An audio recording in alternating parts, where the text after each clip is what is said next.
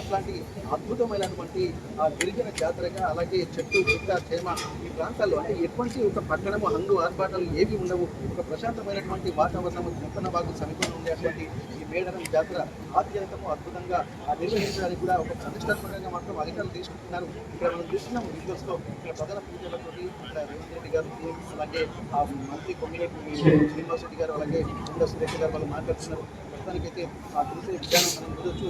ఇప్పటి వరకు ఆలయ ప్రాంగణానికి సంబంధించి ఇక్కడ ఉన్నటువంటి పూజలను కూడా వాళ్ళను అడిగి తెలుసుకుంటున్నటువంటి పరిస్థితి. ఇక్కడ నమ్మక ప్రదక్షిణ కూడా చేస్తున్నటువంటి నమ్మక గద్దెల ప్రాంగణం నుండి అక్కడి నుండి నేరుగా వెళ్తున్నటువంటి పరిస్థితి. ఇక్కడ నెక్స్ట్ సారక్క గద్దెల వైపు వెళ్తూ ఉంటారు.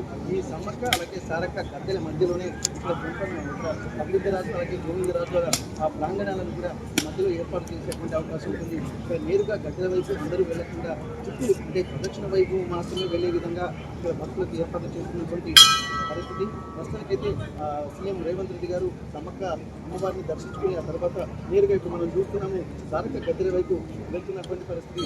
ఆ గద్దెల వైపు వెళ్తున్నటువంటి విజువల్స్ కూడా మనం చూస్తున్నాము. ఇక్కడ అమ్మవారు ఇంకా తల్లి కూతురు ఇద్దరు సమ్మక్క సారలక్క అంటేనే